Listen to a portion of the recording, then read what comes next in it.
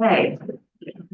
The time is now 7:06 p.m. and the executive session has been concluded. The participants in the executive session were myself, Mayor Holly Rogan, Mayor Pro Tem Jocelyn Farrell, Trustee Ted Elson, Trustee Paula Williams, Trustee Tanya Dottie, Trustee Glenn Delman, Trustee Greg Edding, Attorney Brandon Dittman, Administrator Victoria Simonson, Town Clerk Dolores Vasquez, Utility Director Aaron Kaplan.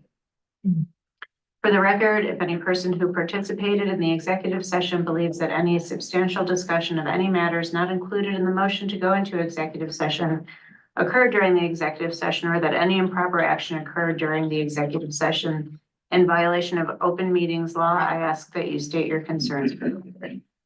Thank you. Good evening, everybody. Thank you so much for your patience. I will read our land acknowledgement. We must acknowledge with respect as non-native people that the land on which we stand, live, and learn is the traditional territory of the Ute, Cheyenne, and Arapaho peoples. We also recognize the 48 contemporary tribal nations that are historically tied to the lands that make up the state of Colorado. Is there a motion to approve the agenda? Thank you. Is there a second? Second. Thank you. Any discussion? Okay. Big vote. That motion passes unanimously. Thank you. We will take a reflective moment of silence.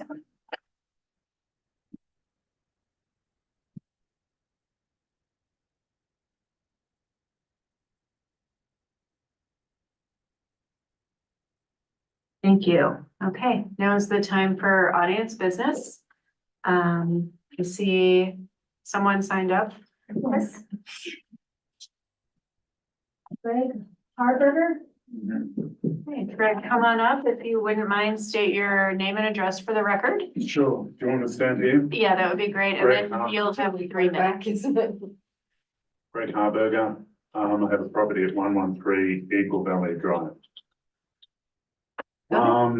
And I'm not sure of the whole process of the board and what I do with this issue, but I'm renting a house to 2 couples, and we've had Doug Mattingly and I've spoken to Alex Painter about the situation.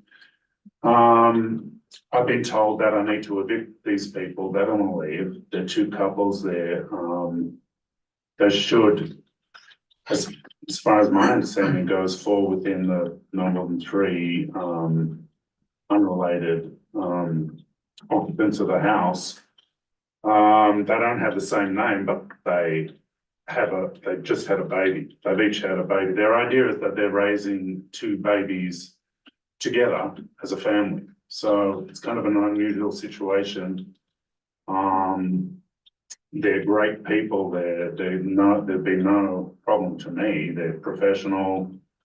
They're living in a 5,000 square foot house. I can't see any problem with the situation whatsoever, but I think that Doug and Alex might be stuck on the legality of it, and I mean the morality of it too. I think makes no sense to evict 2 couples from a house like this in this situation. So I don't know if that's something that we can put on an agenda for the future, but I think it needs some attention. Thank you. Thank you for coming. The board Sure. doesn't respond to public comment, but we'll be chatting about it with staff. So appreciate you coming. Okay. Anybody else like to address the board tonight? In public comment? You're on the agenda, so I don't see anybody online. Okay, so we will close audience business and move into staff reports. Boulder County Sheriff Report, welcome back. Thank you. Good to be back. Not a whole lot. We had Old Man Winter yesterday. It all went well. With the shortened changes to the course. Everyone looked pretty miserable, but they all had fun. They're covered in mud and they just, I think we had 1 parking ticket. Someone blocked someone's driveway. But, yeah, it went well. Splunk update, still working on permits. So it's, our contract won't start until our first camera is up, which I'm gonna wait till it's one of the cameras on CDOT right away. That would keep those permits take longest. So, we're in the process still. I'm working on just a new like deputy orientation or just a resource guide for deputies in town I can send out to everybody that basically just covers everything in town. Since we have so many new deputies and deputies that come up here to cover and stuff like that, so trying to get everyone on the same page and be consistent. The annual report for last year done, and I sent it to Greg Lau, so I don't know if you sent that out or how you guys get that, but. He'll have another couple weeks to get it. Okay. And then just, stats for the year, we had 4 accidents, in January versus 1 last year this time, so. And they were just minor, like 3 of them were just, unsafe backing in parking lots and, and one was, a defective vehicle, it looks like the brakes went out on it. Tickets, so they're kind of getting, inundated with tickets right now, because Netherlands, people are working up there a lot, and then even in town, so. From everything I could gather, we have about 62 for January, which is up from 50 last January, so that's good. And that's kind of one of my goals this year is, just obviously accidents I think we had at least 10 more accidents in 2023 than 22, so, and just, the construction and just everyone, just a lot of speeders in town, so is to help reduce accidents is the more traffic enforcement. So some of my expectations for deputies this year is, more traffic enforcement, but still getting out there on foot and doing extra patrols around the area. And our calls went up about 63. We had 213 in January versus 150 the previous year. So, and I looked at it, that's all traffic, more traffic stops and extra patrols. So, just with our 1 flock camera right now, the plate hits were 1 less than this time or in 2023 in January. And that's with 2 cameras that were up then. In January, we had just over 88,000 cars come into town throughout the month. I hadn't started the stats in January of 23, so I don't have anything for last year. And then just average for weekends is about 6,000 people coming into town. So on weekends. 6,000 Yeah. compared to 45 on summer. Yeah, the average for Saturday and Sunday. Right now, the average for Saturday is about 3,200 and 2,700 on Sundays, so. Which will, triple almost in the summer. Yeah. That is it. Any questions for Sergeant Sears? Yes, I have a question, actually, that I think I put out in an email, but I don't think you're on that email, and I don't know if you know the answer to this, but, I'm just curious, with our, the most, I guess, wanting to know numbers when it comes to, suicide loss in our community over the last couple of years. Does anybody have an idea of those numbers? Yeah, we do, and we can share those. Okay. In the annual report, when you get it, I kind of broke down, did a little differently, and broke down all the calls from 2022 and 2023 and kind of broke them up in subgroups for like, persons crimes, and then have a little comparison of, what went up, what went down and stuff like that. So I know that doesn't show exactly like deaths and stuff like that, but it does have like mental health type calls on there too. So, and if there's any questions, feel free to reach out. All right, well, thank you very much. Yep. Be safe. Yep, you guys too. We'll see you in a couple weeks. Okay. All right. All right, administrators report, please. Thank you. Top of our list is that we now have a ballot for the April 2nd regular municipal election, which will be a mail-in ballot, and we did attach a sample of it in the packet. Some people might be wondering how that's determined. The order that is done by a lot. You literally draw the names out of a hat. We were pleased to have a young person a young adult in the office, and had a totally neutral person come and do that for us. So it was kind of fun for them as well. They were like, "Can I run for office?" So they were interested. So the ballot is ready and being printed, and will go out on March 11th. That's what I have. Ballots will be mailed on March 11th. It'll be a mail-in ballot, but there will be in-person voting that day as well, so. Oh, there will. Yeah. Oh, Yeah, great. here, polls are open 7 to 7. Oh, great. And just to let you know, those of you who are running again, Redstone Review is trying to coordinate a candidates forum for mid-March, March 13th. March 13th. Okay. Also included in my report was the engagement letter from the Adams Group. Wanted to make sure you knew that we were entering that arrangement with them. Again, this is probably their last year since most of the flood audit information will be completed. And then we'll be going out for new auditors, an RFQ for auditors in the year.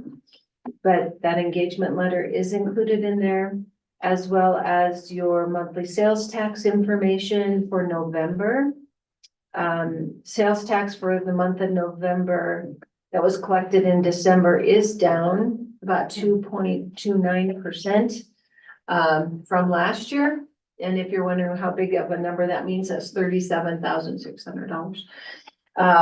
But overall revenue is well within our budget because interest revenue and fines and things are up. So I'm not concerned from a town-wide perspective. However, it is interesting to see it's more in line with 2021. So we'd have to do more research to see if that's because of, you know, the loss of business from the fire on Main Street, or if it's just sales data, but it is down slightly. And we don't have December, we have December numbers will be out very soon, but as you guys know, that's the end of our fiscal year.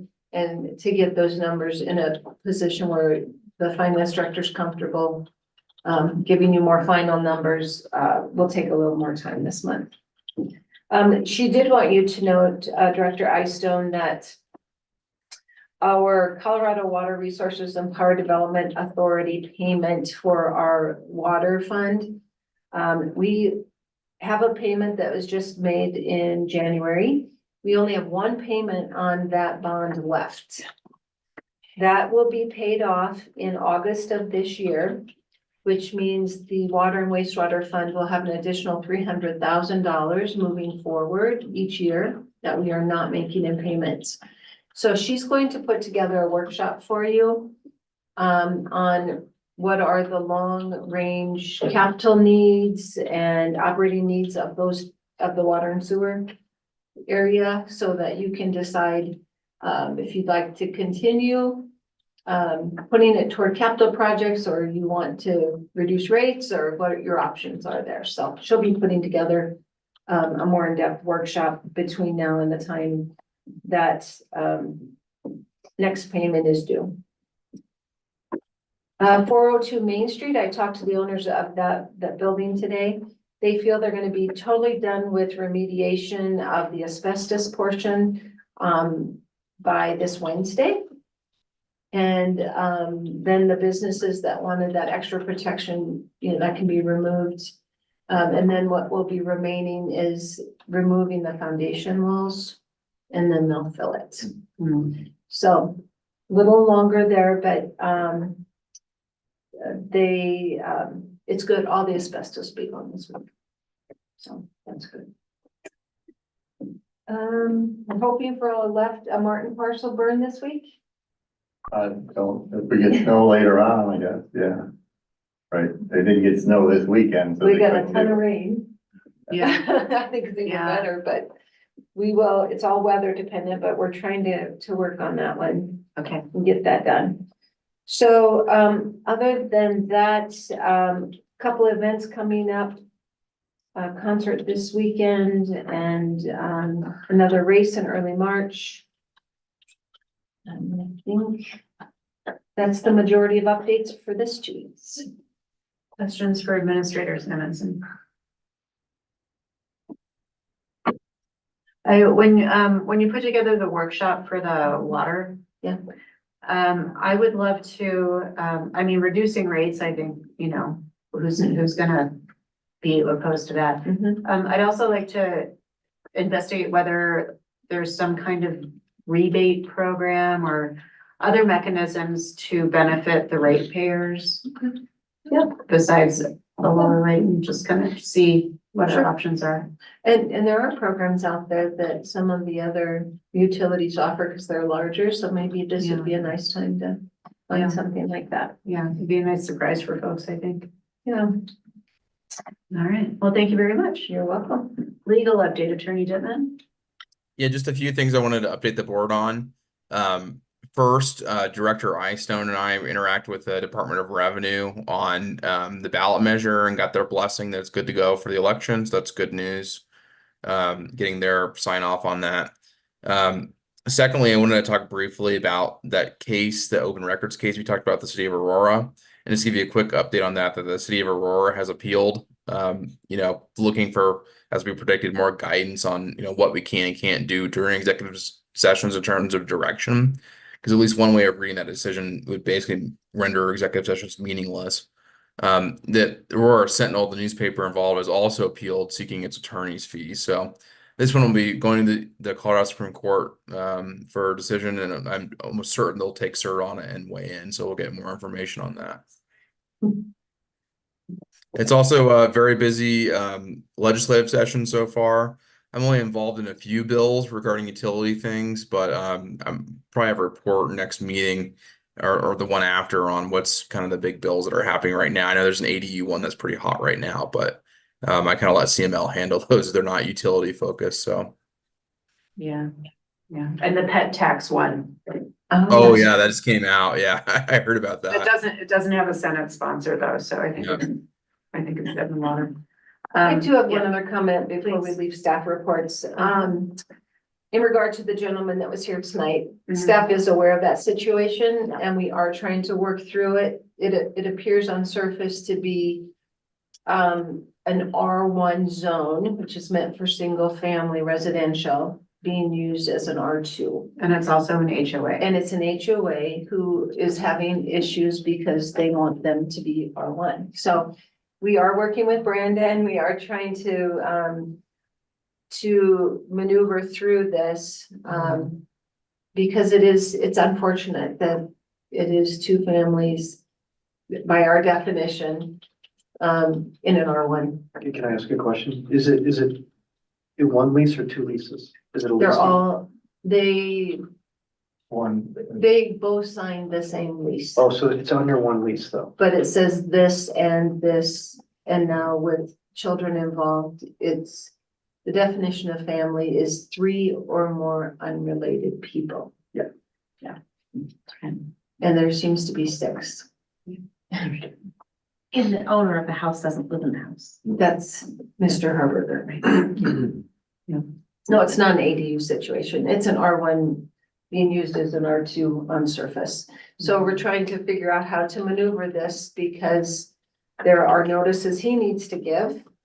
And we have codes we're to follow and those don't necessarily mesh. Okay, Right, and based on definition of family, which Brandon has to work on. okay. But just, Thank you know, we are aware and doesn't necessarily need to be a board item yet from our perspective. We just need to get some legal advice. Okay, thank you. Yeah, questions for Attorney Dittman? Thank you very much. Okay, let's move on to the Lions Regional Library District update. Yay! You guys want to sit up here or you want to stand? We're fine. Okay. So thank you very much. Bill Sparks, 2169 Apple Valley Road. I'm coming to you tonight as the past president of Lions Regional Library District. We just changed and Leslie Reynolds is our current president. We have, like the town, a 7-person board. The geographical reach of the Lions Library District include about double the size of the town. It includes a portion of Larimer County. And later on your agenda tonight, we are asking you to approve the appointment of Catherine Gregory, who would be the newest member on our board. We had invited everybody to participate tonight. So you get us. And so with that, I'm gonna turn it over to Leslie. Thank you, Gil. You wanna go first? Want me first? You wanna do the review and we'll do it forward? Okay. Sure. Tara Bauman, Director of the Lions Library District, 418 Bloomfield Valley. Lucky enough to live here. So I think in the packet was our Greg project year in review. It's a large document that when we're done writing it, we always say, no wonder we're tired. Some things pulled out from that 2023 year that we're especially proud of, and that might not have made it in there. Book bans and that sort of movement is pretty prevalent in the media these days.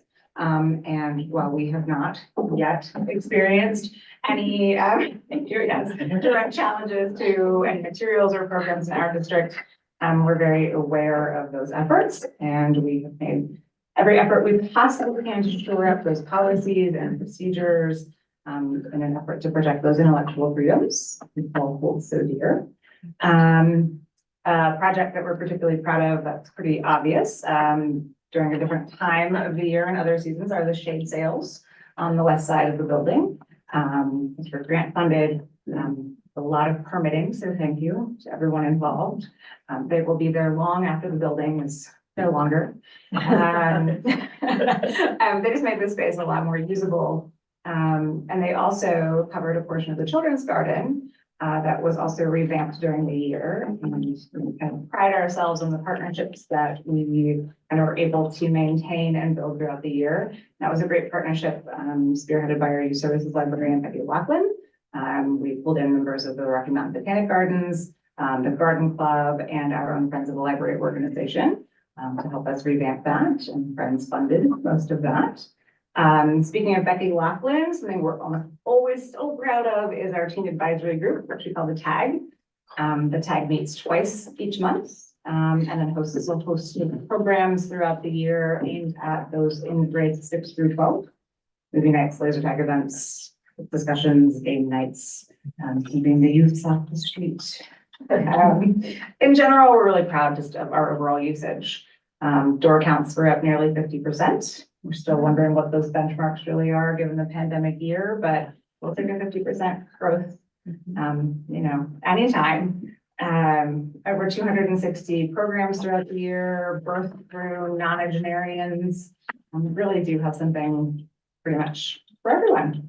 And we are so thankful for the partnerships that we have in the town, including with the town. Thank you all. And, so that was 2023, and now we have some 2024 teasers. Thank you, Kara. I'm Leslie Reynolds, 114 Stone Canyon Drive. Very soon, picking up key packets to the library, it's gonna be a thing of the past, because installation, fingers crossed, it's happening. On Friday, we will install a product called OpenPath, and this will provide a key card and app-based, text-based access app for after building hours. So basically, we will be able to expand how the community is able to use the library facility as a meeting and gathering space when the library itself is closed. We're super, super excited about this. We do it here at Worksville. Yeah. Oh, awesome. You use OpenPath here too? No, we don't use OpenPath. The library staff is currently working on details for a Lions Literature Festival that should be held this summer. They plan to have keynote author talks, publishing industry how-tos, illustrator demos, probably a whole lot more. The library staff have signed on with our friends from Godot, is that how you say it? Godot Creative, to assist in the post-vention efforts. And some staff have chosen to train as community ambassadors. And all of the staff will undergo a less formal training for a self-directed, cohesive group of front-facing community members.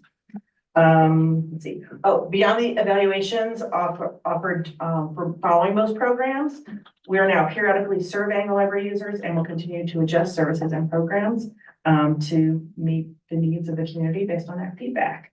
Our library board will have its annual retreat at the end of this month. We will be reviewing our duties and responsibilities as board members because more than half of our board has been on the board for less than 2 years. We're all new people learning our jobs. So we'll also be setting our goals and strategic initiatives to focus on for next year and beyond. Anything? Are there any questions? Wonderful. Questions? This is, we. I mean, really, I'm always so proud of our library system and the folks who make it happen. It's such an amazing community treasure and resource and, nice work. I'm so excited about the literary festival. Do you believe aiming for the first weekend in June? Oh, nice. She's a literature major. I got my MA in British literature. We'll send- She should be your I'll send my chair of program that staff committee. your way. So, well, thank you very much for the update. Really appreciate it. Thank you, Mayor. Thank you. Thank you for your time. Thank you. Have a good evening. You're welcome to stay for the rest of it. Thank you so much. And I think Kriya's here. I missed it. She missed it. Thank you. I told her daughter was coming home. I don't want her to sit. Thank you. Well, maybe let's take just a 2-minute break and maybe you can find out. Well, you can just have. She had said she was coming for audience business, but she needed. Unless you're willing to open it again. You're speaking. Yeah, yeah. Did you, excuse me, did you come for audience business tonight? Is that what I came for? Yeah. I came because Victoria asked. Well, she wanted to attend, but we've already been past it. So it's up to you if you want her to have 3 minutes. If you're already here with your companion. So if you'd like to address the board, come on up. We'll just, is everybody okay with that? Yeah, okay. My name is Korea, and I've been back home in Lyons for 2 weeks and 4 days. I'm one of the displaced blood people. The last time I was in this room, it was packed, and I had to speak into a microphone. And I'm just really happy to be home, and I want you to know that all of us are really proud, and just wouldn't be here without the efforts of Victoria, and I think a small group of you that just wouldn't give up. It just wouldn't give up on us. I've moved 8 times since the flood. And I didn't know until this past March 13th, I think I got the call 15th, but it was happening. I had given them.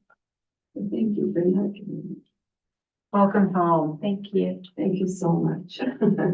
Thanks for coming down. Taking the Yeah. time. Priya came to our front office and was so emotional and so thankful. So I wanted to make sure that people knew that there are people from the flood that have waited a long time too. Yeah. She got her place. 606 live recording. I heard everybody giving their addresses. Oh, yeah, we need that. Well, we're so happy you're back. Thank you so much. And this is Mochi. You'll see That's him Mochi. Hi, hand out. Mochi. Can you just leave Mochi here? Well, thank you very much. Thank you. Welcome home. Thank you. Okay. Thank you. Good night. Okay. Thank you, Victoria. Well, she just, yeah, I think you need to tell the public that, not just me, Mochi. Mochi has a great sweater on. Yeah. People who can't see it. So like, For you tell both my daughters at the, at Montessori school. Grace. Oh, really? Yeah. She lived in Apple Valley when the. Oh, okay. When I first came downtown 2 weeks ago, I stepped out of the car and had to look up at Jennifer Garrett's daughters, who I also, Oh. and Jennifer Quinn. Right. Yeah. Bye. Good night. Okay, we'll move on to ordinances and public hearings. Tonight we have the second reading public hearing of ordinance 1156. An ordinance of the town of Lyons, Colorado, amending section 161070 of the Lyons Municipal Code to allow detached accessory dwelling units as permitted use in R1, R2, R2A, E, EC, and A residential zoning districts. Who is going to take the staff report? It is Alex, planner, painter. That's me. Evening planner painter. Good evening, members of the board. Yes, this evening we are here in the second hearing for ordinance 1156. amending section 16-10-70 of the Lyons Municipal Code to allow detached accessory dwelling units as a permitted use in the R1, R2, R2A, E, EC, and A residential districts. I'm just going to share my screen real quick. There's not too much of a update, but where is it? Here we go. The only thing that was added to the ordinance is what the board did request regarding the referral process. And under section C, under standards, number 9, as you will see in the packet on their screen, the referral appeal to the Planning and Community Development Commission, the PCDC, the town administrator or their designee may refer a decision on whether to permit an ADU to the PCDC for final decision. And B, an applicant for an ADU may appeal an adverse decision on an ADU application to the PCDC. The decision of the PCDC shall be the final decision of the town. That, other than what was presented last time and what was already put in your packet, nothing else has changed it other than what was added and requested by the board. And I stand for any questions. Thank you, Planner Pager. Any questions? Go ahead. What does the application fee cover? It's $150. And I'm just curious why that figure? That comes in, that'll be for staff time. That's for staff review. Yeah, and typically the planners, we're charged $50 an hour. And for any typical land use review for something as such as an ADU or detached ADU would only require just a few hours of review time. Okay, thank you. Yes, ma'am. Any other questions? Okay, then we will open the public hearing. We do have one written comment from the public. Clerk Vasquez. If there's no one. Anyone online, I did receive an email from Nicholas Angelo, 4089 Ute Highway, Lyons, Colorado. Asked if I could read this in when ordinance 1156 was being considered. Under C standards, 9A reads in part a decision on whether to permit an ADU to the PCDC for final decision. And 9B reads the appeal process also grants the final decision to the PCDC.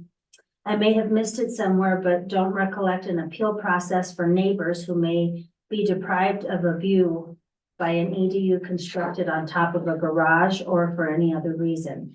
The main point of my objection to ordinance 1156 as proposed is that the only entity that is granted the final decision authority in Lyons historically is the Board of Trustees, even over the PCDC statutory authority regarding the comprehensive plan. The comprehensive plan must be presented to the Board of Trustees for final approval. Hoping you take into account amendments that can correct the minor defects in ordinance 1156 language. With all due respect, the PCDC is an appointed commission. The people have the right to appeal to the highest governing body, the Board of Trustees. Thank you for your consideration. Thank you. So I will close the public hearing and entertain a motion so we can have a discussion. I move to approve ordinance 1156, amending section 16-10-70 of the Lyons Municipal Code to allow detached accessory dwelling units as permitted use in R1, R2, R2A, E, EC, and A residential districts. Thank you. Is there a second? I second. Okay. Who would like to start the discussion? Well, I actually have an amendment. I'll go ahead and just begin. My amendment would be to add to 9B that if after administrative review, and if for some reason there's a denial, and the applicant would like to elevate this, appeal to the next level, that we add an administrative fee at that point again for $150 to process the appeal. So I have a question. So the way this is written now, the way this is proposed now, are you saying that if an applicant wants to appeal, they need to pay the $150 fee. Right, so I would read, for example, exactly as it does currently, but I would add a sentence. There will be an additional administrative fee of $150 to process the appeal. Okay. Because they're paying $150, which is significantly less than what the current rate is. But if somebody chooses to appeal, that is further administrative costs after the administration had already said, we don't think that this fits and here is why. And everybody has that right to appeal, but that continues the cost. And so I just feel like that's the reason to add the fee again for an appeal. But do we do that in any other situations? The Board of Adjustments, which hears zoning appeals and zoning changes, there is a fee to apply to them. I would need to look at the code if, I was gonna say, I think there may be a line item because there's a whole separate application packet and process for an appeal. Yeah. They have to fill out all this paperwork and let I us don't- take a look at the Yeah. fee schedule while you're talking about. Okay. Yeah. So that was going to be my proposal, it's just the simple sentence, there is an additional administrative fee of $150 to process the appeal. Is there a second? And then we can discuss. A second. Go ahead, trustee Eddie. Do you want to put the dollar amount in there? Because if we change fees, then we have to go back and change this ordinance, You right? could say as adopted on the fee schedule. Yeah, no. There we go. Attorney Devon? Yeah, can I make the recommendation that change, whatever language the board decides on, be the second sentence rather than the last one? I'd like to have that the decision of the PCDC should be the final decision as the last sentence of that subsection. Okay, so it would read then instead, an applicant for an ADU may appeal an adverse decision on an ADU application to the PCDC. There will be an additional administrative fee to process this appeal based on, what was your recommendation? Fee schedule. Based on the the adopted current fee schedule. adopted fee schedule. Last sentence, the decision of the PCDC shall be final decision of the town. So my concern with this is, it's kind of an equity concern, in the grand scheme of building an ADU, $150 might not seem like much, but it kind of says you can only appeal if you have the money to do so.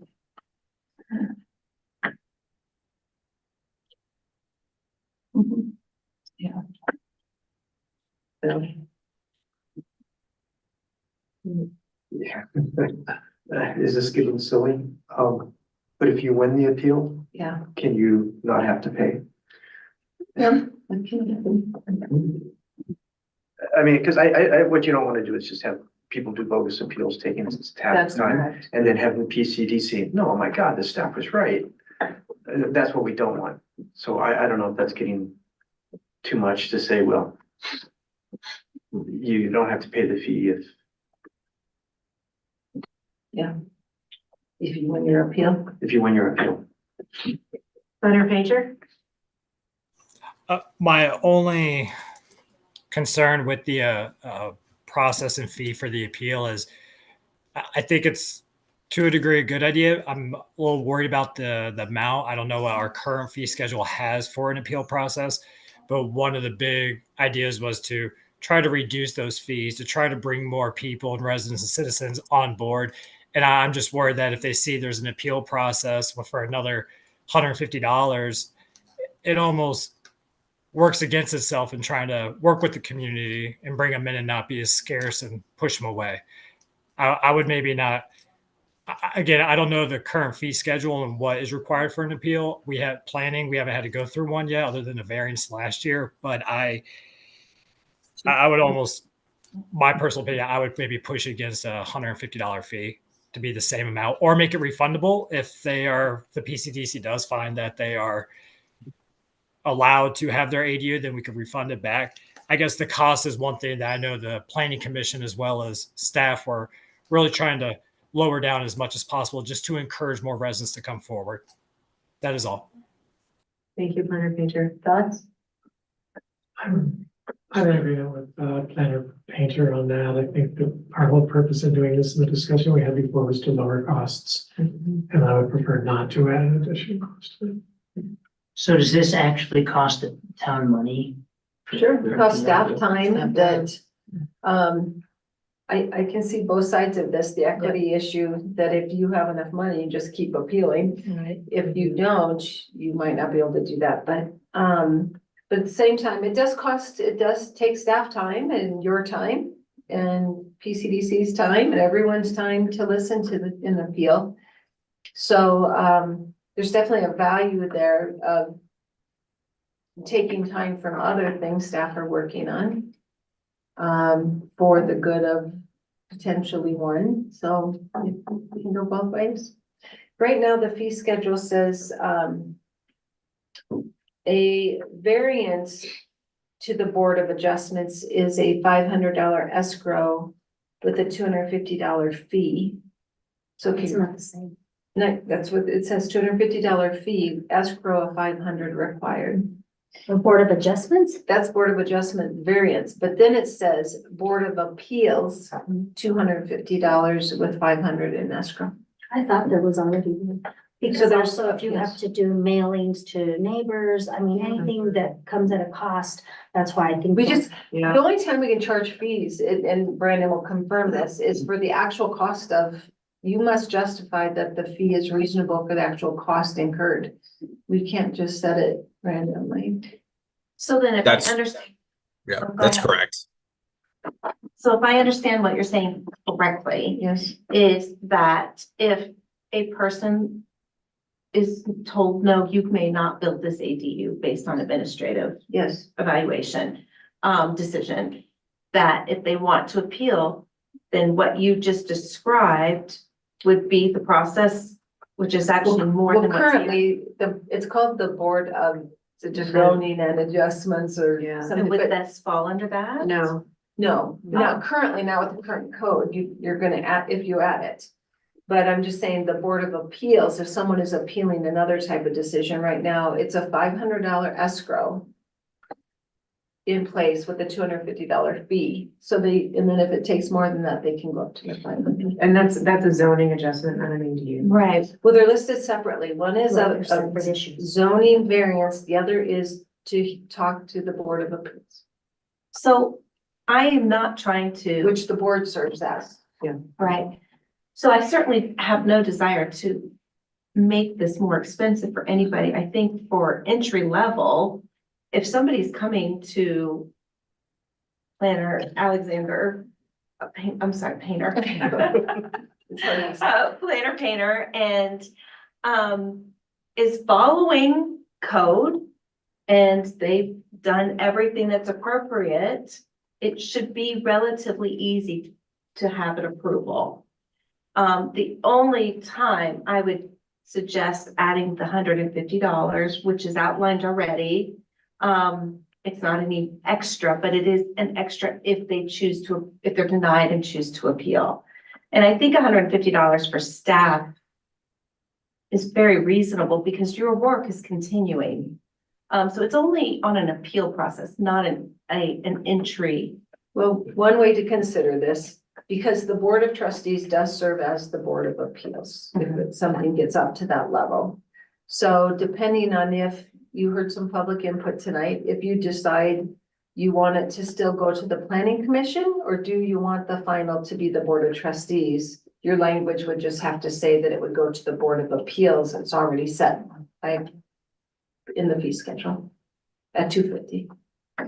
So if I did it to the Board of Appeals, then you have to change the code for that. It's currently set at $250. But to include an ADU. Well, what you would, Brandon, I guess that's up to you, but if you guys decide that you want the Board of Appeals to be the final and not the Planning Commission, you would just need to say the appeal process is to appeal to the Board of Appeals and then be done.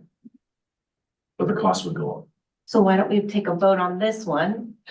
And if you say no, I could turn around and do the Board of Appeals. Attorney Dillon. Attorney I Devon? was only gonna say that this type of review is basically akin to, a conditional use review, which is traditionally done by either a planning or zoning commission and not by a board of appeals, which is, does variances or kind of different animals. And so that's why I would say it fits best with the planning commission if you want it to be that way.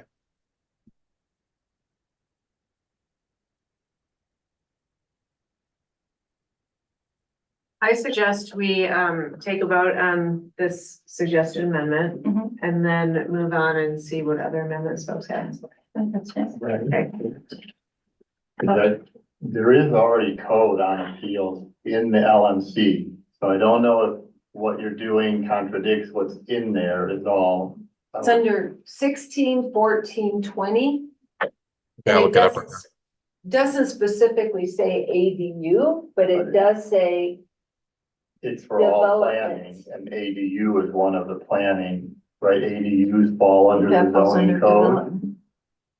I thought ADUs were one of the zoning He's reading codes. it. Just in case Thank you have places where things contradict each other and we get into problems later on. Can we share that somehow? So the board could see it? You want me to put it up on the screen? I can do that if you want. Yeah, please. Okay, one sec.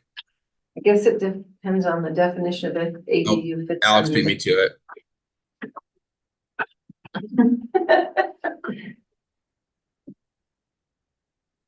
Can you just to increase Could it? maybe somebody read it for Yeah, us? can you enlarge it a little bit further?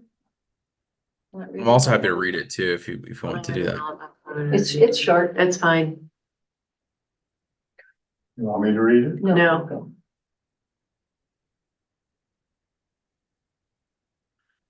I think it falls under it. I think it does too. ADUs do fall under. Yeah, they're 16, development permits, Right. so, yeah. But it says, or any other determination made by an administrative Okay. office. So it's Yeah, already the 250. But this says it's going to the Board of Adjustments. I know, give us 1 second, okay? Yeah. I don't think we are. Let's vote on Mayor Pro Tem's amendment and then we'll move on. How's that? Leave that there, Yeah, leave that there for a second. sorry, Alex. And that motion fails. So, actually, I spent, the weekend thinking about Mr. Angelo's,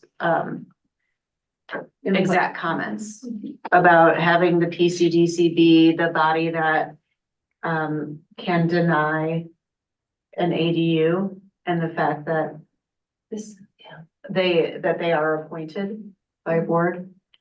And I agree with him that I think the Board of Trustees sitting as the Board of Board of Appeals should be the final arbiter, but I do think that we should have input from the PCDC.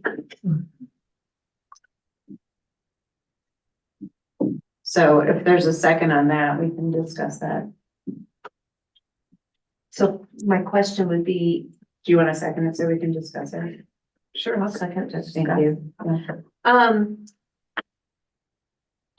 So then we're right back to where we are in the beginning, where it's going to the PCDC and then the Board of Trustees. And what we were trying to do was to make this a simplified process as much as possible.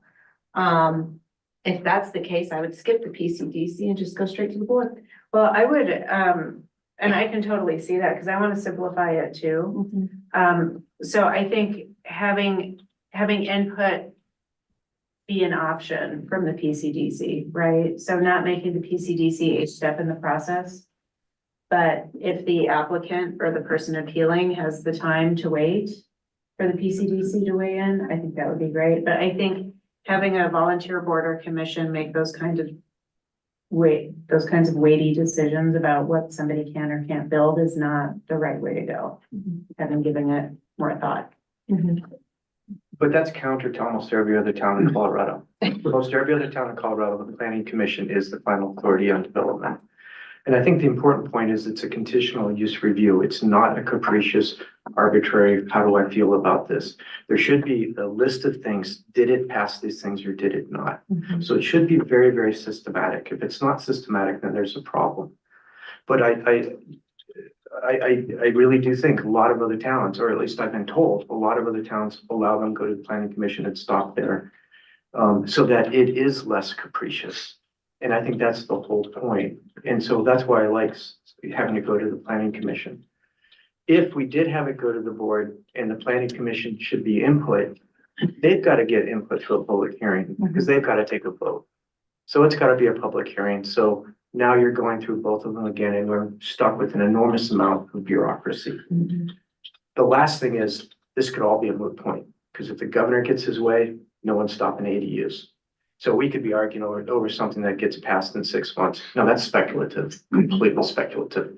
But boy, the governor is pushing ADUs really, really hard, and he's going to take away local control. Well, that's, and then, That's and speculative. then there will be lawsuits. So I think it's worth talking about this now because I think that even if that should pass the legislature, there are going to be so many lawsuits that it's not going to be implemented anytime soon. Well, do we want to talk about that now? Or Probably not. Probably not. That's probably Probably not not. good. Yeah. Thank you. So But trustee Ellison, So no, I kind of see both sides. I feel like PCDC would have more unbiased opinion as opposed to the board, because it's all how we feel, where, like trustee Elliott said, the PCDC goes through a list and looks at the criteria. But I also feel that if this is the out of the norm way to do it. So if it takes longer, I don't think it makes a difference. Because we're setting it up so the ADU is easy and this is the hard one. So I'd be okay, if the PCDC reviewed it and it came to the board. I feel like the board would be more biased as to, like we are, it's who what you think is best, as opposed to just looking at criteria and checking boxes. So I feel like it should stay with the PCDC. let me see if any of the board members. I think it should stay with PCDC, make it easier, and they know probably more than most of us about that, so I think it's good to just keep it with them. I really appreciate the concern, and I still think it needs to stay with the PCDC. Yes, it's an appointed body, but it's an appointed body appointed by this body. And It's an appointed body appointed by a mayor. correct. Yes. I'm comfortable with that. All right, well, we'll call. Victoria, yeah, I had just a comment. Yeah. I think when we're looking at this language, it's kind of confusing because some people may not understand. There's a board of adjustments that deals with zoning issues. And they're a separate committee, right? Yep. The Board of Appeals is the Board of Trustees. So we have two different places here. We have section 18 that deals with appeals, section 17 deals with appeals, and section 16 deals with appeals. And they're all different. But Yeah. So I think it's gonna have to be for what's currently in the code, where this would fall, if it's an administrative decision, the board, I only report through the board, not the planning commission. And so that might play into effect here, Brandon. But if not, it depends, does it fall under building, zoning, or something else? Because there's 3 different sections of appeals. Brandon? So I think 16, 14, 20 is too broadly written, I'd say, because I mean you could almost appeal anything under this. And we've run into this issue in the past. And I think a lot of people have found that these sorts of ultra broad appeal processes don't work for their communities because it creates the opportunity for people to abuse the process potentially. And so I think, as a first step, I think if we wanted to, kick this to the board potentially, that 16, 14, 20 probably needs looking at and tightening that up a bit. But Secondly, I do think it falls most appropriately with the planning and the PCDC. That's traditionally where this would fall. And, again, it's, the staff is acting in this capacity as basically the planning commission and saying we're making a recommendation as to whether or not this, meets the criteria of the code. And so it's not at all inappropriate for the planning commission to review that decision and say, did it actually meet the code? And it's their discretion should be very limited to that realm. And it should not, just like as the Board of Adjustment says, it should not be at all based on subjective criteria, but whether or not does it fit the criteria as outlined in the code. And so I'm perfectly comfortable with it being planning commission if you want to be the Board of Trustees, either sitting the Board of Appeals or just as the Board of Trustees. The specifics of that amendment will govern over the general in 16-14-20. So I don't see a problem there. It's really up to the board's determination of where you think this most properly lies. Thank you. Yeah, the Board of Adjustment's a whole nother group. Yes, I know. Okay. So I agree. Let's take a look at this code and see if we can tighten up the appeals process wherever it is in our code. If it's in 3 different places, we need to make sure that those places are agreeing with each other. Well, Which I it's, think is yeah, what there's Erin was saying. 3 different groups you can appeal to. Yeah, so how would somebody know? So, Yeah. okay, so let's vote on my suggested amendment. Failed spectacularly. I didn't get the reds and the greens. Oh, that is a red. 3, 4, 5. That's okay. We win some, we lose some. Yeah, or they happen. Right. Okay, any further discussion before we vote on the ordinance? Okay, And that motion passes passes unanimously. thank you, everybody. So it sticks with the planning commission Sticks with the planning commission. and no appeal. No. The appeal to the planning commission. Yep. Okay.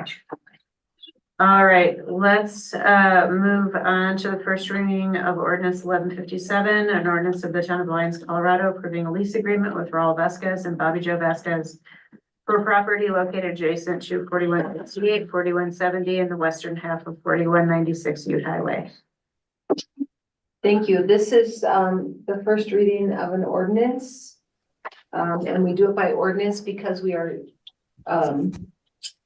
are proposing to lease property to someone for longer term than a year, which is a requirement. So Tracy Sanders is with us tonight. She's the one who's worked on this lease with Mr. Vasquez, so the St. Brain Trail could go behind the parcel he leases from the time. Tracy? Yeah, so we updated the lease agreement to a longer term. We also updated the price per square foot to be equal to what we to the Spirit Hounds lease agreement as well.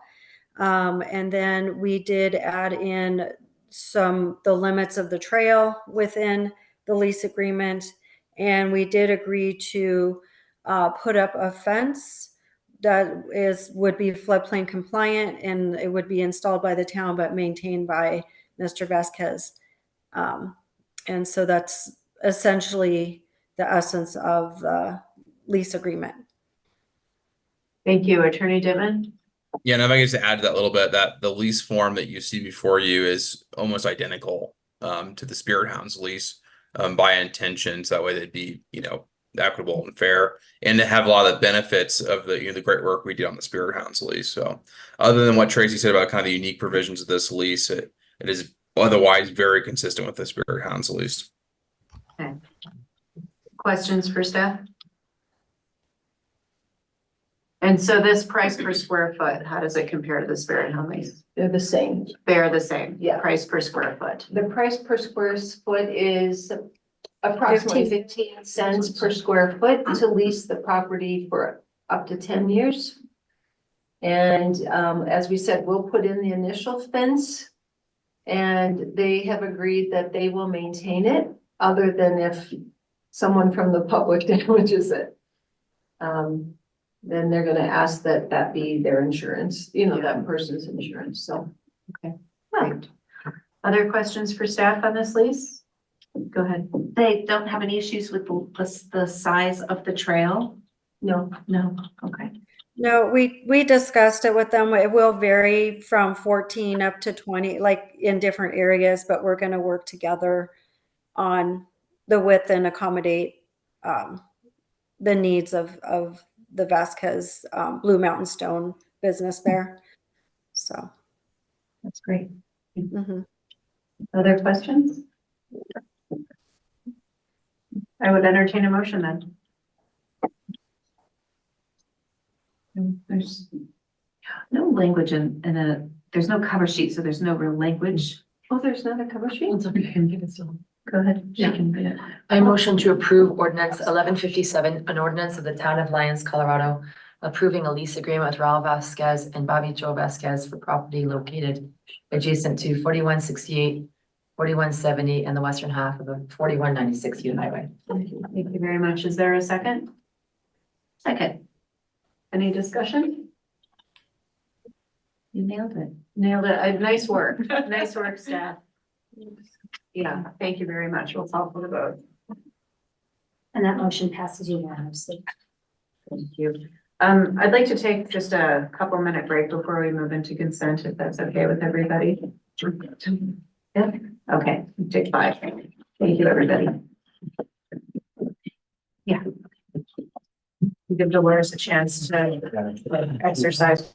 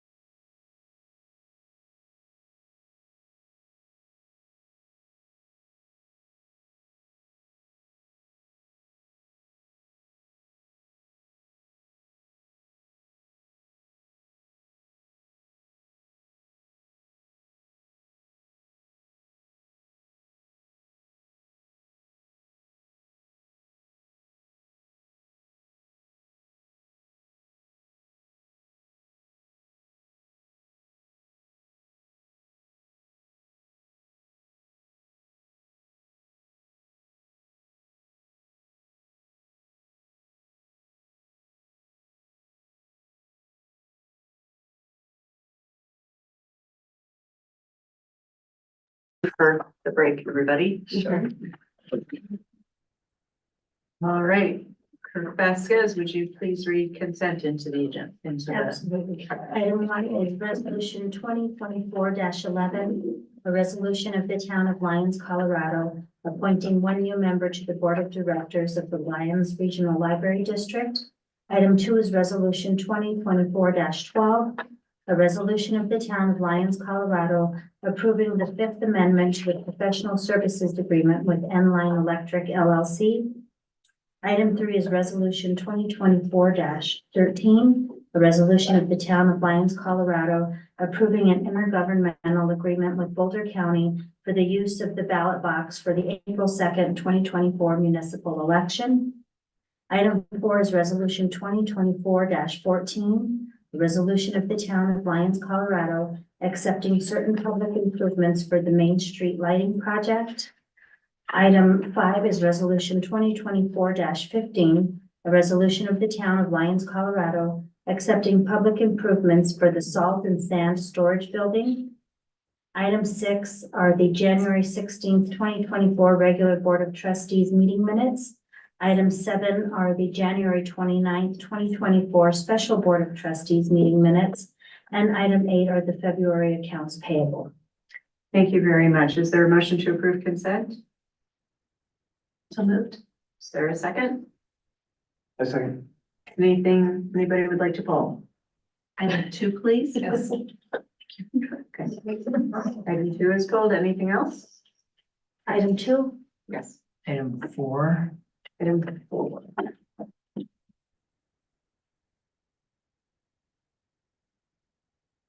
Anybody else?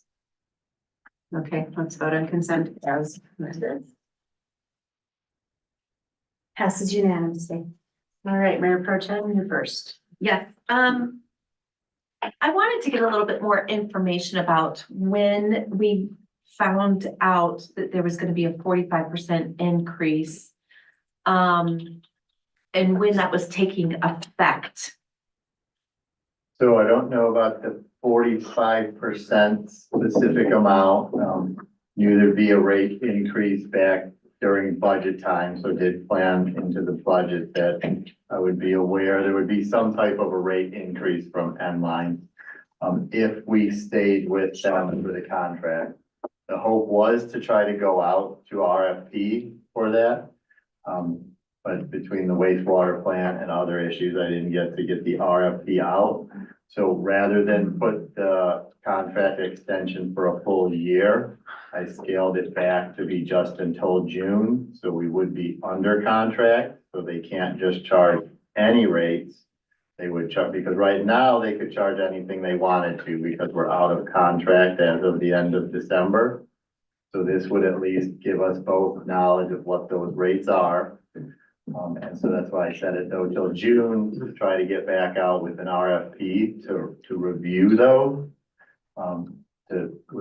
To have other contractors submit a proposal so we could review that. Okay. In getting the rate increase, looking at things, the one comparison we did have was when Summit went out for bids for their proposals, Enline still came back much cheaper than the other two that came in on that. And then looking at rates, again, understanding, seeing, it gets a little complicated, not seeing the previous rates, but we also had talk to Chairman Kerr about potentially being able to do an electric provider. And then when they saw that we had 70,000 for our on-call maintenance, that's one person. They expected it to be 2 or 3 times that. So I wanted to stick with what we had for now, and that it appears to be pretty good. But we still wanted to go out to the RFP so we can verify what the rates actually are. Okay, all right, that's what I needed to know. Thank you. I have a question too. So in their letter dated December 21st, they say, should our contract be extended, I would like to explain how we intend to respond to scheduled and unscheduled events. In both cases, the calls will be responded to in a minimum of 2 hours. And I think what they mean to say is in a maximum of 2 hours. So I just want to make sure in our contract that we have a maximum of 2-hour response time, which still seems pretty long to me, quite honestly. Understanding they might have crew elsewhere, but still. Right, I can double check with them on that.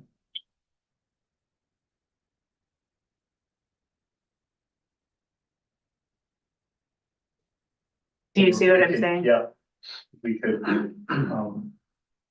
I was gonna say, we could amend the contract, like, we could get in the resolution then a recommendation to amend that to maximum, and I could bring that back to them stating that's what the board wanted. Yeah, I would like that. Or can we just approve for us to do it? Yeah. That can be considered errata. I mean, what's the point of a minimum of 2 hours? Yeah, I think it's an errata item. I think it's fair to say. Yep. Yeah. Okay, Yeah, just 'cause so, it's just so logically that makes it's no sense. corrected, because I don't want us to wind up in a situation that where that, you know, like invite us. Okay. Did you have something? No. Okay. Okay. So is there a motion to approve 24-12, resolution 24-12? So moved. Is there a second? Second. Any discussion? No, okay. And that motion passes unanimously. Okay. Trustee Bellman. So on 2024-14, number 4, I don't know if it really matters, but it says construction of the project began in August 2024. It is now complete. Yeah. So I think that should be 2023. Yeah. Yes. Yep, we had caught it earlier. I should have said that. Yes. Thank you. So we'll go ahead and change that. Was there anything else about that? No. Okay. All right, is there a motion to approve 2024-14? So moved. Is there a second? Second. Call for the vote. And that motion passes unanimously. Thank you. That was so. Easy. And these, I think, these kinds of errata things always, you know, if you notice them early enough, just send a note to staff and maybe fix them before the meeting and. Okey dokey. There are no boards and commissions tonight. I think that was a errata error as well. That was an oops. How do we do that one? Oh, no boards and commissions. I'm thinking trustees. Sorry. Yeah, No boards and commissions. no boards and commissions. So we'll move on to general business, which Yes. is the sidewalk assessment. Great work on the sidewalk assessment. And I think the question before us, which we talked about a little bit, you know, we teed up a little bit in the workshop is, we've set aside these funds to address sidewalks. Do we want to, hang on to them as potential match for a Safe Routes to School grant? Or B, spend them on about a block of sidewalk?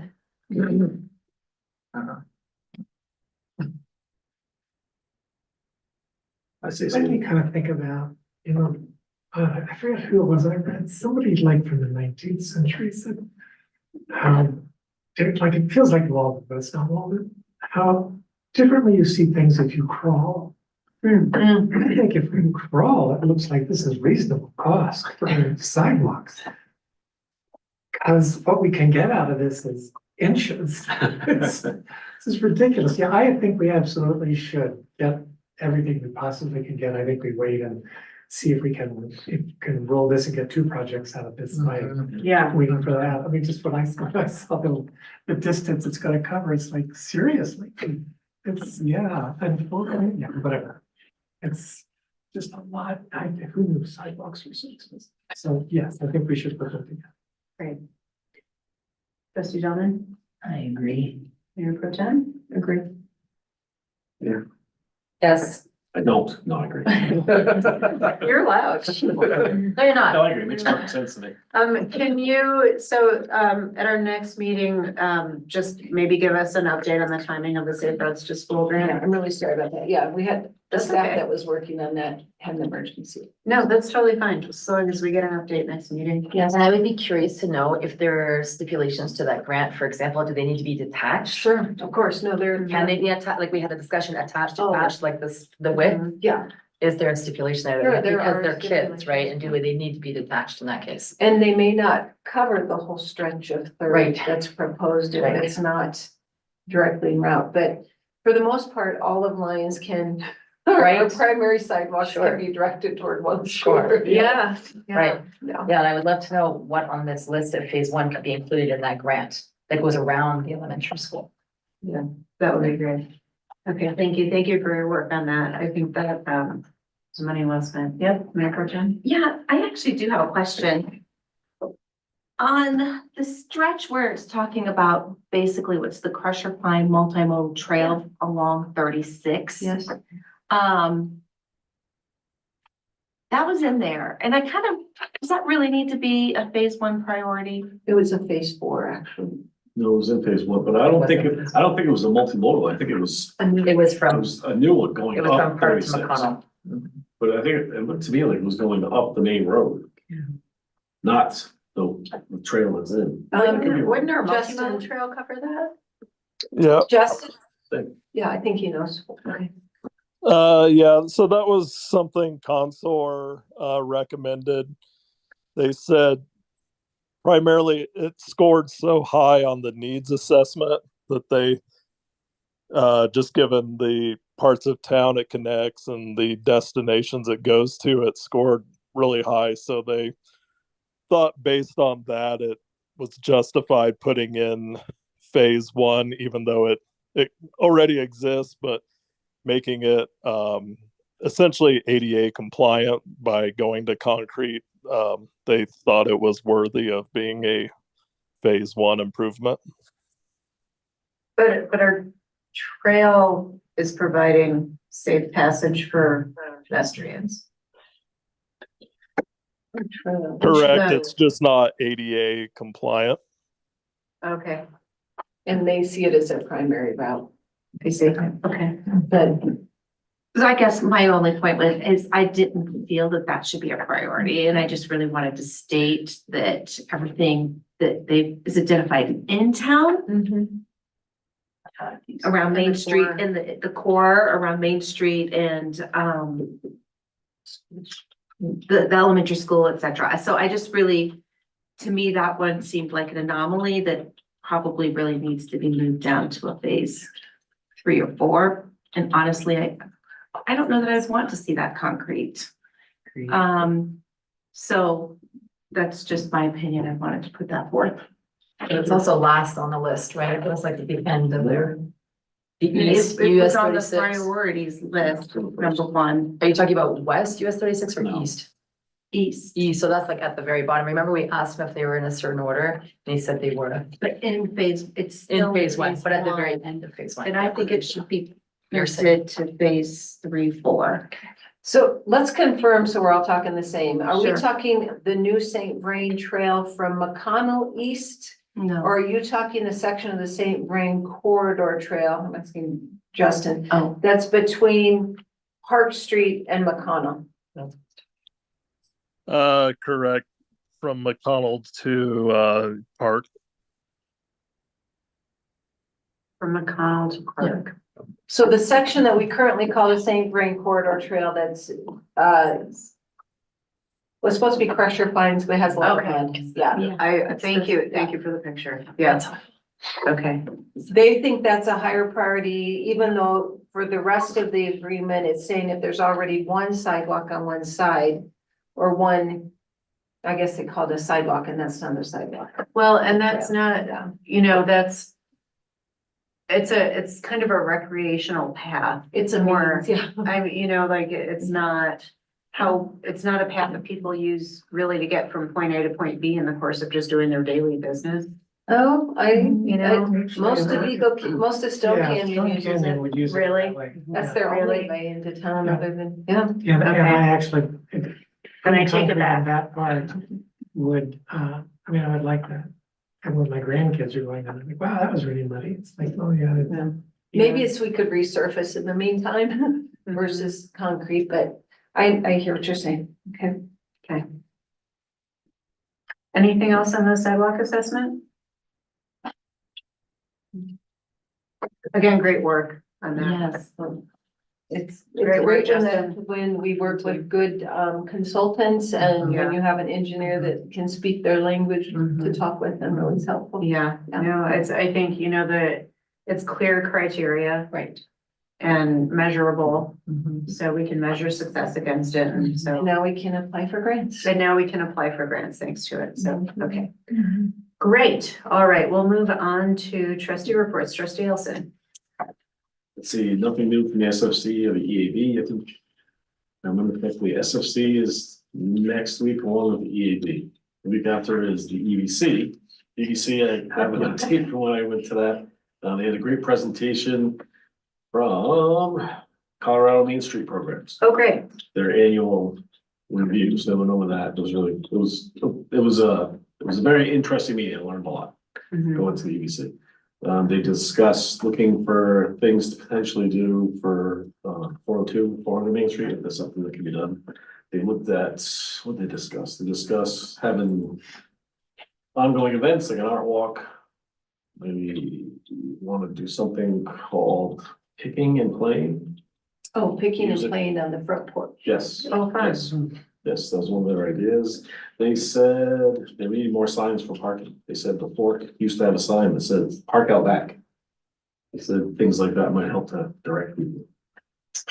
And I think we should stagger terms so everyone can't potentially be gone in one shot. Which won't happen this time. It's been recommended, actually. Oh, it's Been been tried It's several discussed times. every Yeah. term. Yeah. I think it'd be a great idea. And I think that's.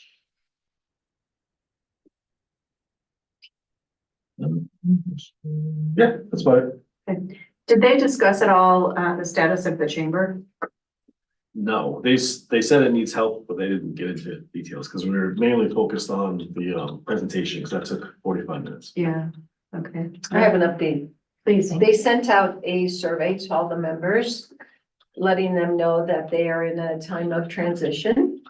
And that they sent out a questionnaire asking people basically, how could we best benefit you? And then a question about how could we improve our socials? So they apparently are trying to redefine themselves a bit and put out a request for new members. Okay. So any of you who might not be continuing on the board of trustees, it sounds like the chamber could use some folks on it. Well, the last meeting I attended, they still didn't have a chair and they still didn't have an executive director. So those are two key positions to have that. Yeah. Yep, so they're trying to rejuvenate. Okay, thank you. All right, thank you, trustee Elson. Trustee Dasty? Thank you. Actually, the Housing and Human Services Commission will be meeting on Monday, February 12th at 4:30 at the library, and I believe there's still a vacancy available, not commissioned. Okay, great. We'll try to fill it. Thank you for advertising, and I'm so thankful that staff was present at the summit. I really appreciated having that summary because I had anticipated going back in the fall and then it got rescheduled and then I wasn't able to attend. So thank you for that. The UEB has not met since January 3rd. They meet February 7th, so it's this Wednesday. So we'll be having a meeting this Wednesday. I missed last meeting, but I did attend the Dr. Cog meeting in Denver, and Holly had pushed me there. It turned out to be really good though, actually. Told you so. And I went whining the whole way, and it turned out to be actually really quite interesting. There was a coalition of 3 people from Polis's housing services talking about his next round at housing bills. I think we should really pay attention to it. I think it's very, very interesting. But I don't know, did you discuss it last week, or the last 2 meetings ago, or last meeting? No, but we discussed it a lot at the Metro Mayor's Retreat. Okay, so it sounds like he's gonna try to make it more incentive based, and he's gonna put grants around it, like either get on board and get grants, or if you wanna be like no housing, you're not gonna get any grants. So I think he's gonna tie money to it, instead of forcing it. However, everyone still felt forced. So anyway, so it'll be a really interesting discussion, and if Attorney Brandon follows in any meetings, Because I'm sure it's gonna be a big bill, but it'll be really, really interesting. I have an update on all that stuff. Okay, so you have an update on that. And then I do want to say, I did play pickleball in a professional pickleball court. We gotta invest in that. We got it. Really? I'm gonna be out She's there. with moving on to the pickleball. dark side. I'm moving to the dark side. No, it's a really good pickleball court this time. So the Indoors, town, yeah, town needs to do that. $120,000. I know. Yes. Okay, Mayor Pro Tem? I don't actually have a tremendous amount to report on from PCDC standpoint. I think they're just trying to think about what the priorities are. And sort of trying to review a little bit of that going forward. They did talk about, more discussions were on ADUs. I think it was kind of leading up to last Monday's, special ADU that we had. And then we do have a new chair. It is Neil Evers and a new vice chair, Amy Schwartz. Great, yes, that's great. Yeah, they're great. Okay. Thank you. Trustee Delman? So Parks and Rec has not met since our meeting. But I do want to bring up, I see that the county got $4.9 million for fast charging stations. And they want it more in rural areas. And I know that we've got a plan. I think there's one to go in on the east end of Sandstone Park. But I have to say, I have an electric car and I go on my app and I look for the towns that have fast chargers. And I will go support the businesses. I go to dinner or whatever when I go there. So I do think, I don't know how we can push for that, but I do think that would be a boon for downtown. Can we have staff look into doing that? We did just get an update from the one we have. They got the lease for first review and then they're gonna send me a final for me to submit. Where we got you guys back that NEVI grant for Jewel to come in and Yeah. put the 4 fast chargers. I think he's saying on Main Street. Oh, man. You want it on Main Street? Oh, I mean, I don't know where the best location is, but it certainly, if it could fit on Main Street, that would work. And I think Sandstone Park is close enough that people would. Yeah, that'll be want being it. upgraded here very shortly. Yeah. But yeah, go so a fast. lot of the apps, I just look for, because we have several slow chargers in town. Yeah. I don't go for any of those. And I think a lot of people do the same thing where they'll go to dinner or whatever while their cars are charging. Sure. Yeah. Did you have something to say? Yeah, I was just wondering, how many, we don't have any fast chargers in town as of now, right? Not that the town is involved with. Right now, they're. So that's what I you're don't advocating for is to, Elementary school, right, you know. I don't think it's a fast one, I think it's a No. slow one. I don't So, know so about I hear what you're saying. Oh, I hear it, but is it slow or Yeah, fast? There's 3 in town and they're all slow. See, One at the elementary, one at the library, and one yeah, at Sandstone. And the And grant that's slow. replace the 2 slow ones at Sandstone or the one with Right. 2 ports with, I'm pretty sure it's 2 with 4 ports, fast charging. yeah. It'll be fast, but it'll be at Sandstone. great. Well, thank you very much. Trustee Williams? Historic Preservation Committee met. We haven't made much progress on designation of the depot of the town hall. Our chair has had other areas in which she was focused. She's planning to get on that before our next meeting. The $25,000 grant, the company will be doing a public process to gather stories, local knowledge of the history of the town. New staff liaison, Kristen Bruckner, down to 4 people. A request for a 5th to join is considering it. Recruitment obviously pretty important. No news there. Lori's connected with Redstone to get the ball rolling on Indigenous displays. The museum got a small grant that we'll have to do. Thank you. Historic preservation is like such a fun commission. I was on it when I was first a trustee and I loved it and I feel like it doesn't get the love that it should. And they asked, Gil is considering, I guess at this point, along with B12 other things. Thank you.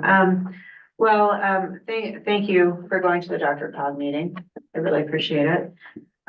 So what I want to talk about is, we had the Metro Mayors had a full caucus retreat all day Saturday, January 20th in Lone Tree, which was an early and long drive from here. And there were about 30 of us, I think, 35 mayors from the metro region.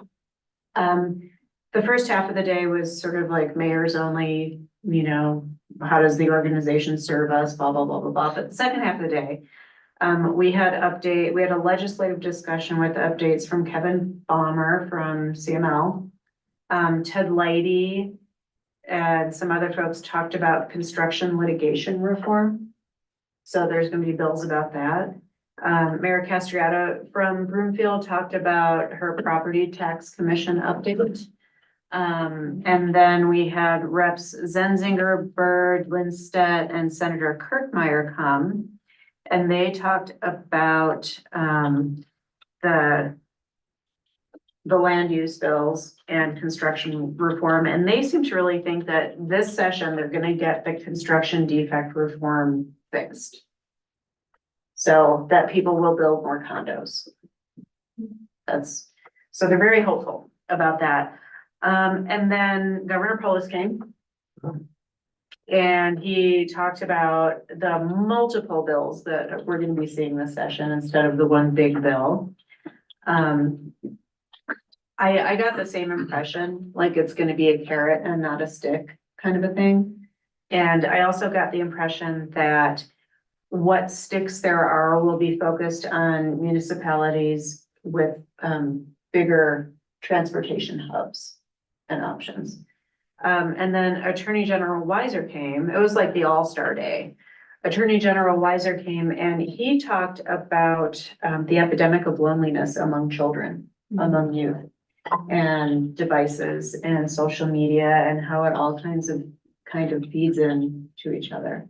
So his office is, I don't know what exactly they'll be pursuing, but they're focusing on that, which I think is so important. And we talked about RTD reducing the size of its board, which, you know, may or may not happen. And that is about that. It was a great retreat and learned a lot. And it was great to hear from kind of the legislators themselves, what they're going to be doing. I do get the impression that with the ADU bill specifically, any bill that takes away local control over land use is going to be opposed, period. Well, okay, so that's what I think Polis is doing interesting, is they had a flow chart where they said, okay, do you want to be in this program or not? If you don't, fine, do whatever you want to do. But if you do want to be in this program, and being in the program meant you're eligible for grants, a lot of like grants as far as affordable housing, et cetera. You've got to have ADU restrictions that are relaxed at least to this level. And they started going through that and I'm like, oh, I know a little bit about this. So I paid attention. And it's like, for example, you can't just say, oh, we allow ADUs. You have to allow ADUs, but then you have to turn around and say, okay, you can't have a restriction of like, you require 2 parking places. Because what people are doing, which Polis is smart enough, he realizes people say, yeah, you can have ADUs, but then they make 20 restrictions on them. Yeah, so nobody ever builds them. And then never build them, right? Yeah. So what he's basically doing is saying, if you want this money, you've got to at least measure up at a certain level. But they made it very clear, if you don't want to be in it, don't. But then there was other people that got mad. It's like, well, we want the money, but who's the chair guy? He's from Edgewater. Yeah. The hockey guy. Yeah. He's just like, no, we have to have, you know, parking places for ADUs. And they're like, well, then you're not in the program. And anyway, but a lot of it had to do with like, so a lot of times people need to get loans to build an ADU. And so you get all kinds of additional loans to help offset the construction of the ADU and stuff like that. You're not going to get any of those if you're not in the program. So I get where he's coming from, but I do think it's a much larger bill than just what they presented. And so it would be really nice to know about it, but it does kind of put, it was so serendipitous that meeting was exactly after the meeting we had the day before. Yeah. About, do you guys want to grow or not? Yeah. And I think we pretty much resonated with, if we have a no growth policy, grants are going to dry up. And I felt really kind of vindicated by making that, by us collectively making that statement, because I think that's pretty much where Polis is going. Mhm. So I'd like to pay more attention to it going Yeah. forward. Well- I'm sure there's much more to it, but I And think it was great. you know, CML does a great job as a lobbying group, and it also makes a difference to legislators when we show up to testify and when we write to them as a town. It really, really does. So, I mean, I'd encourage you to, you know, in your glorious retirement, you can go down to the state capitol and testify. Testify there. So anyway, it'll be great to pay attention to these bills as they come. Yeah, So. yeah, thank you. Okay. Summary of action items, please. Okay, item one, I've got Attorney Dittman is to meet with the Boulder County Legal Counsel regarding IGA. Item two, staff is to research affordable housing percentage comparison with other communities and budgets. Item three, we're going to have another Boulder County IGA executive session for the February 20th meeting. A future agenda item for the rental at 113 Eagle Valley Drive. Next, I have a future water fund workshop to include rebates and how to benefit ratepayers now that the loan will be paid off. Next, I have staff and legal to review code for appeals process and clean up language. Next, I have ordinance 1156 passed on second reading with amendments. Next, I have ordinance 1157 passed to second reading in a public hearing. The board would like a safe routes to school update at the next meeting. And then lastly, staff is to research fast charging stations and potentially getting added to the apps. Is that correct? Is that right? Okay. And that's, did I miss anything? The only thing I had was, clean up the errata Oh, thank you. issues on with the contracts. And then, bring some information on the Safe Routes to Schools grant at the next meeting as well. Yeah. Thank you. Brandon? Nope, that's all I had. Okay, terrific. Thank you. I would entertain a motion to adjourn. So moved. Second? Second. And that motion passes unanimously. Thank you, everybody. 8:46. Thank you. Good night. Good night.